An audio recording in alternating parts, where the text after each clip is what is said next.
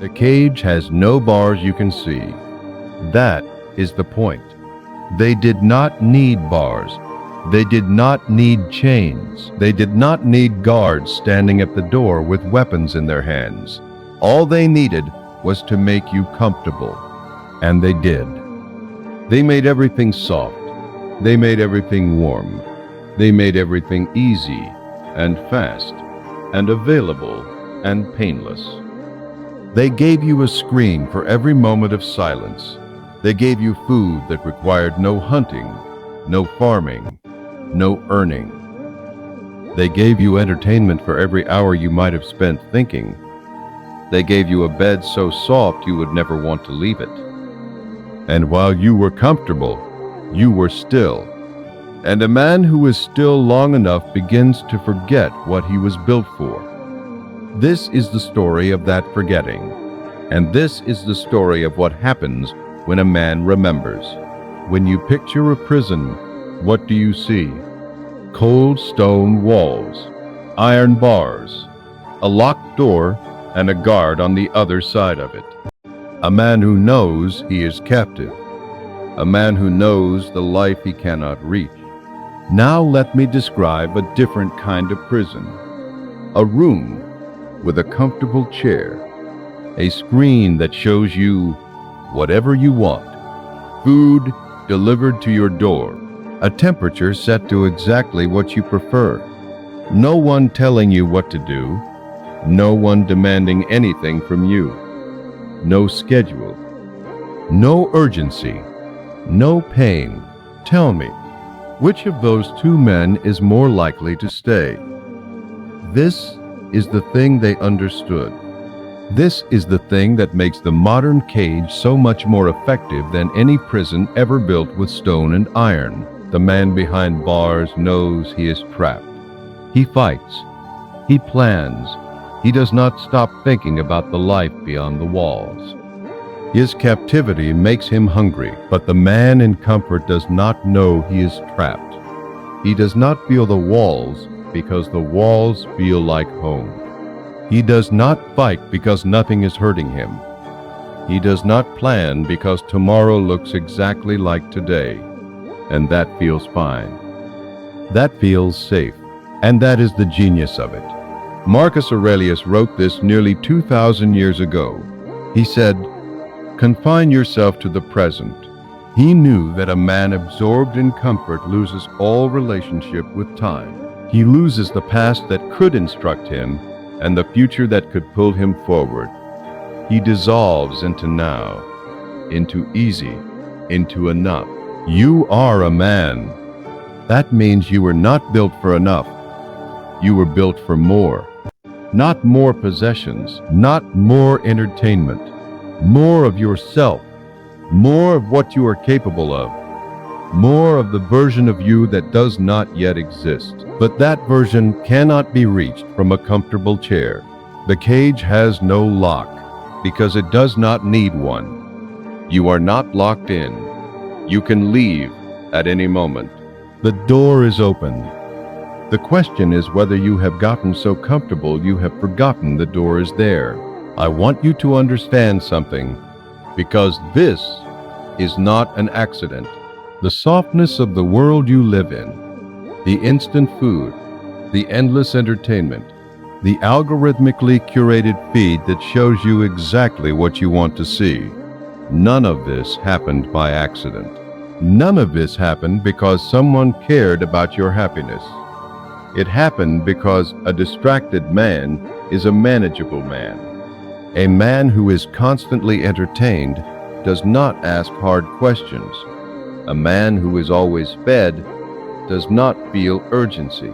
A man who can satisfy any craving in under 60 seconds does not build the capacity to endure. And a man who cannot endure cannot lead, cannot be trusted with anything that matters.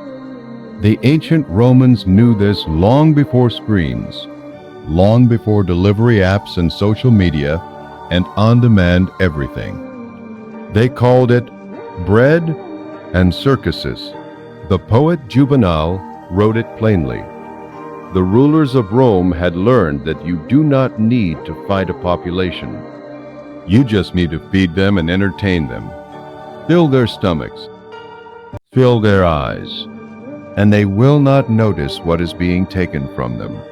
2,000 years later, the strategy has not changed. It has only become more precise. Every hour you spend watching content that requires nothing from you, your capacity for attention shrinks. Every time you reach for your phone, the moment silence appears, your tolerance for discomfort decreases. Every meal you eat without effort, every problem solved by someone else, every hard conversation you avoid, you are training yourself, slowly, to need less and less friction. And a man who needs no friction cannot cut through anything. You are a man. That means the world will ask things of you that are not comfortable. It will ask you to provide when there is nothing left, to protect when you are afraid, to decide when the right answer is unclear, to stand when everything in you wants to sit down. A man forged in comfort will not be ready for that moment. The question is not whether that moment is coming. It is. The question is what you will be made of when it arrives. Here is something they do not teach you in school. Your body is not designed for comfort. Your mind is not designed for ease. You are not a creature of rest. You are a creature of adaptation. And adaptation only happens through stress. Not stress in the way the modern world means it. The anxiety of too many emails. The low-level dread of a life that feels meaningless. I mean real stress. Physical stress. Cold, heat, hunger, exertion. The kind of stress your body has been shaped by over thousands of years of human history. The kind of stress that tells your nervous system something is required of you. Rise when you put your body in cold water, truly cold, the kind that makes every cell in your body alert. Something happens in your mind. The noise goes quiet. The scrolling stops. The algorithm disappears. There is only the moment and what it demands of you. And in that demand, something ancient wakes up. When you fast, when you choose to feel hunger rather than immediately eliminating it, you learn something that no comfortable man knows. You learn that hunger does not kill you. You learn that discomfort is not emergency. You learn that your body, deprived of ease, does not collapse. It focuses, it clarifies, it becomes capable of doing with less. The Stoics called this voluntary hardship. Seneca wrote this to his friend Lucilius, a man living in one of the most luxurious empires the world had ever seen. Seneca wrote, "Set aside a certain number of days during which you shall be content with the scantiest and cheapest fare, with coarse and rough dress, saying to yourself the while, 'Is this the condition that I feared?'" He was not telling his friend to be poor. He was telling him to practice being uncomfortable, not because suffering is good, but because a man who has never practiced discomfort does not know what he can survive. And a man who does not know what he can survive is afraid of everything. You are a man. That means fear does not get to be your governor. Fear gets to be your informant. It tells you where the edge is, but you are the one who decides whether to approach it. The gym is one form of this. You place your body under weight it does not want to carry, and you carry it anyway. And something happens, not just in the muscle, but in the character, because the body and the spirit are not as separate as we pretend. What you do in the flesh teaches the soul something about what it is capable of. A man who trains his body to endure pain without quitting trains his character to endure disappointment without quitting. trains his faith to endure silence without doubting, trains his relationships to endure difficulty without leaving. The cage of comfort does not just make you physically soft, it makes you spiritually fragile. And the spiritually fragile man breaks at the first real test of his life. I want to talk about a man you know. Maybe you know him because he is your neighbor, or your friend, or your brother. Maybe, and I say this with nothing but honesty, maybe you know him because for a period of your life, he was you. He is not a bad man. That is the important thing to understand. He is not evil. He does not wish harm on anyone. He pays his bills. He shows up most of the time. He is, by the world's standard, fine. But he has stopped growing. It happens slowly. It always happens slowly. There was no dramatic moment of surrender. No day when he looked in the mirror and decided to stop becoming. It just happened. The ambition faded. The early mornings stopped. The books sat unread on the shelves. The goals quietly expired and were never renewed. And he told himself a story. He told himself he was being realistic, that he was content, that not everyone needs to chase something, that rest is good, that peace is good, that there is nothing wrong with enjoying the comfortable life he has built. And none of that is entirely a lie. But here is what the story leaves out. A man who is not growing is not standing still. He is retreating. The self does not remain constant when left unattended. It shrinks. The capacity that is not used atrophies. The muscle that is not trained diminishes. The faith that is not tested grows shallow. The mind that is not challenged dulls. And in the quiet of his comfortable life, something in him knows this. He feels it at 2 in the morning when he cannot sleep and does not know why. He feels it when he watches a man who has not stopped growing and something in his chest, not jealousy, deeper than jealousy, aches. He feels it when his children look to him for an example of what a man is, and he hopes they are not paying close attention. The soft man's death is not dramatic. It does not come with a moment of recognition or a last stand. It comes slowly, the way a fire goes out, not in a burst, but in a long, quiet diminishing, one fading ember at a time, until there is nothing left but warmth that used to be a flame. But I am telling you, it is never too late to choose differently. The question is whether you are willing to leave. Every man God used was first made uncomfortable. I do not say this to be dramatic.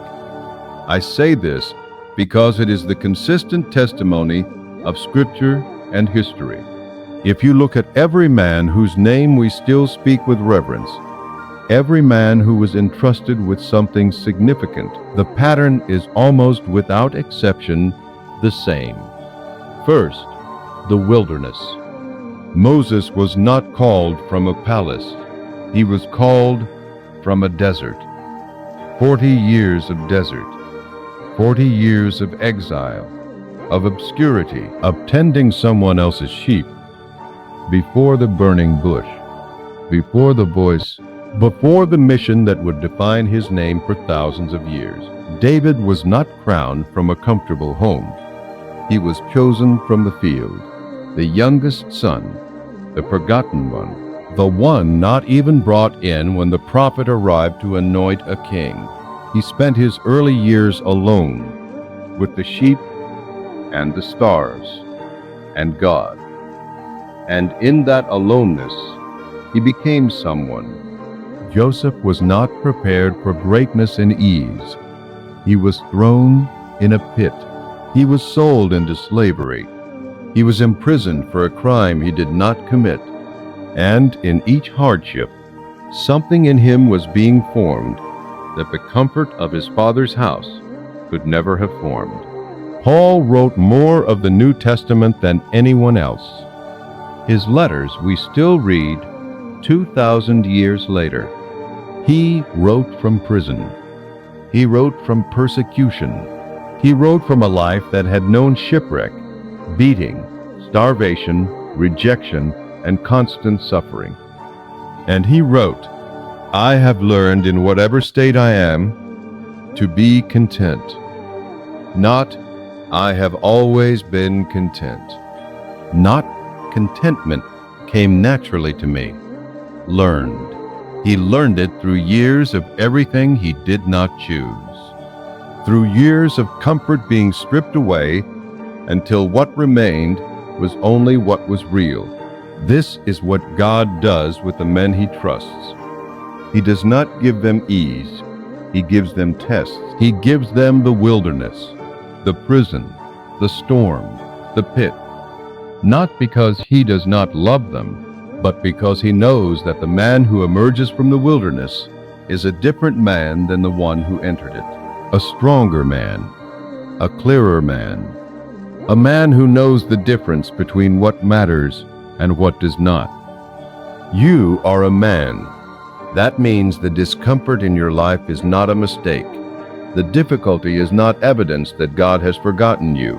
The pressure, the uncertainty, the season of hardship, these may be the very things being used to form you into someone who can be trusted with what is coming. But you have to stay in the wilderness long enough to receive what it has for you. The man who runs back to comfort every time difficulty appears never receives what the difficulty was carrying. He returns to his cage and calls it survival. Do not leave the wilderness early. Let it finish its work. Now I want to talk about what you build instead, because this is not a message about suffering for its own sake. The point is what is built on the other side of chosen hardship. Discipline. Not discipline in the way the word is used cheaply. The kind that means you follow a routine for 2 weeks in January. Real discipline. The kind that is invisible to other people. The kind that happens before anyone is watching and after everyone has stopped. The kind that is not motivated by how it looks, because it happens in the dark, in the early morning, in the quiet hours when no one is there to applaud.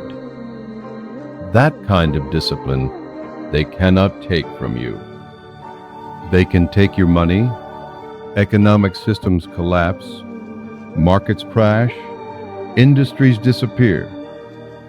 They can take your status, reputations fall, platforms change, the crowd that celebrated you turns.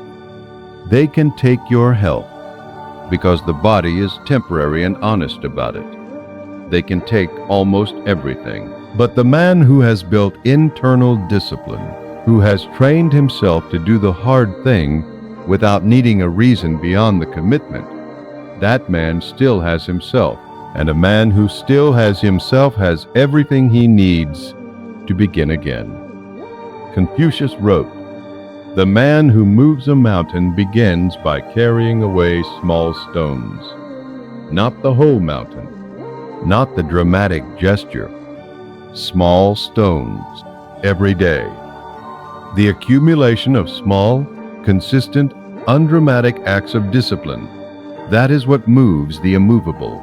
The uncomfortable truth about discipline is that it does not feel heroic when you are doing it. Waking up before the world is awake does not feel noble. It just feels early. Training when you are tired does not feel powerful. It just feels hard. Reading instead of watching. Praying instead of scrolling. Fasting instead of eating at the first signal of hunger. These things, in the moment, feel small. They are not small. They are the building blocks of a man who cannot be shaken. You are a man. That means the standard you hold yourself to in private is the architecture of the man you become in public.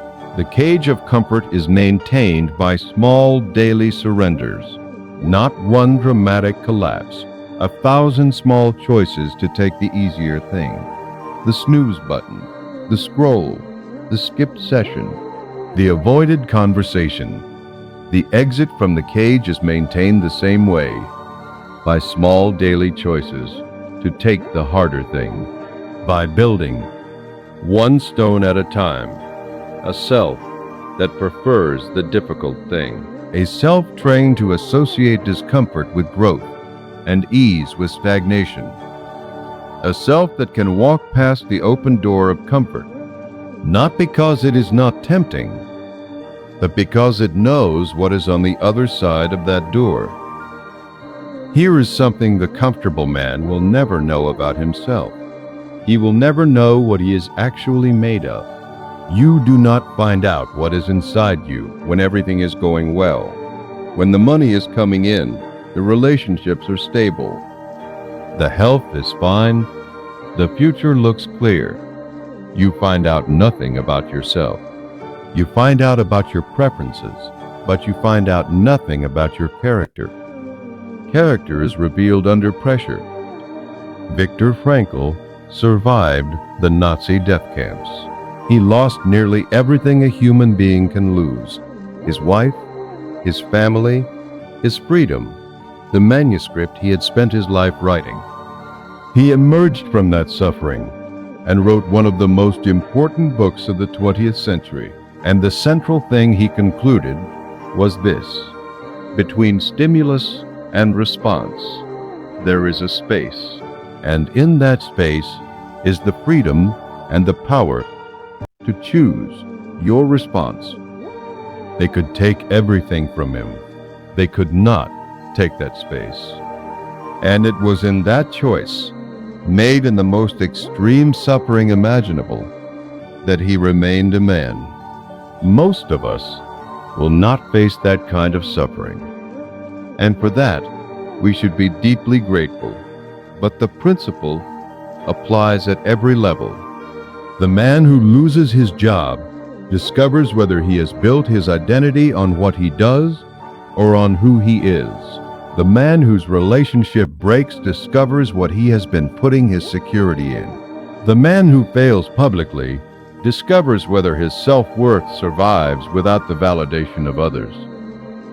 Suffering is not a punishment for the faithful. Suffering is a diagnostic.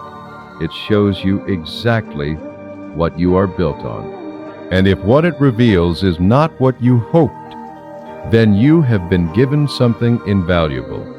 You have been given an honest picture of where the work still needs to be done. You are a man. That means you do not have the luxury of living an illusion about your own character. The world will eventually test you. The people who depend on you will eventually need what you have built, not the comfortable, untested, nicely presented version of you, the real version. Welcome the difficulty that reveals the truth, because an honest picture of who you are, however uncomfortable, is the beginning of becoming who you need to be.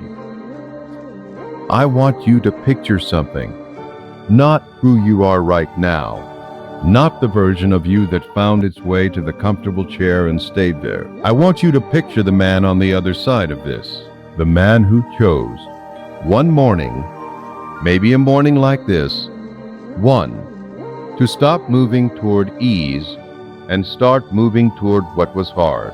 The man who decided, quietly, without announcement, without a post, without an audience, that the comfortable cage was not where his life was going to be lived. What does that man look like? He rises early, not because an alarm is the only thing standing between him and sleep. He rises because he has learned to love the early hours, the silence of them, the ownership of them, the way they belong entirely to him before the world lays its claims on the day. His body is trained, not for vanity, not for the photograph or the approval, for readiness, because he has learned that a body that is strong can be trusted, and a man who can trust his body makes decisions from a calmer, more grounded place. He does not reach for his phone when silence appears. He has trained himself to sit in silence, to be present in it, to let his own thoughts surface and face them. And in that facing, he has come to know himself, his fears, his desires, his weaknesses, the places where he is still unfinished. He knows them, and knowing them, he is not ambushed by them. He keeps his word, especially the words no one else heard. The commitment he made to himself in private, he keeps it. And in keeping it, he has built the most important thing a man can build, a trust in himself that does not depend on external evidence. He does not complain about the difficulty of his life, not because the difficulty is not real, but because he has spent enough time in chosen hardship that real difficulty does not shock him the way it once did. He meets it the way a man meets something he has trained for, not without effort, not without strain, but without panic, without collapse. He is present, truly present, for his children, for his wife, for the people who need him, because he is not living inside a screen. He is not numbed by entertainment. He is not dulled by excess. He is awake, fully awake, and the people around him feel it. He is not finished. He knows he is not finished. The man on the other side of his comfort zone is not an arrived man. He is a becoming man. He has simply chosen a direction and committed to walking it regardless of how long it takes or how uncomfortable the road remains. And every day, he is more of himself than he was the day before. That man is not a fantasy. That man is not someone else. That man is the version of you that exists on the other side of every comfortable choice you refuse to make. He is waiting, and he has been waiting long enough. The cage has no lock. I said it at the beginning, and I want you to carry it with you when this is over. The door is open. It has always been open. The life you sense you were supposed to live, the harder, cleaner, more purposeful version of this, is not behind a wall you cannot cross. It is behind a choice you have not yet committed to making. And that is both the most difficult thing to hear and the most hopeful thing to hear. Difficult because it removes the excuse. You cannot say the door is locked. You cannot say you were not given the option. The option was given, the door is standing open. Hopeful because it means right now, in this moment, before this video ends and the next one begins, nothing has to be the same. The man who spent the last 5 years choosing comfort over calling does not have to spend the next 5 years doing the same. The accumulation of yesterday's choices does not determine tomorrow's direction. Tomorrow's direction is chosen tomorrow morning, but only if you choose it. I am not telling you to destroy everything comfortable in your life. Rest is not the enemy. A man can rest without retreating. A man can enjoy his life without surrendering to it. The difference is whether the comfort is something you step into intentionally and temporarily, or whether it is the default state you never leave. Choose your difficulty, not endless suffering. Chosen difficulty, voluntary discomfort in the direction of something that matters. The psalmist wrote, "Yea, though I walk through the valley of the shadow of death, I will fear no evil." Walk through, not around. Not wait outside the valley until conditions improve. Walk through, because on the other side of the valley is something that cannot be reached by the man who stands at the entrance and says, "This looks too difficult. I will go back." Go through. Do it afraid. Do it tired. Do it without knowing how long the valley is or what is waiting at the end of it. Go through. because the man you are meant to be is not in the comfortable room behind you. He is in the difficult country ahead of you. Go. God bless you. Thank you so much for the support in the comments section. I read all the comments, and it really inspires me to make this content more. Thank you so much. God bless us all.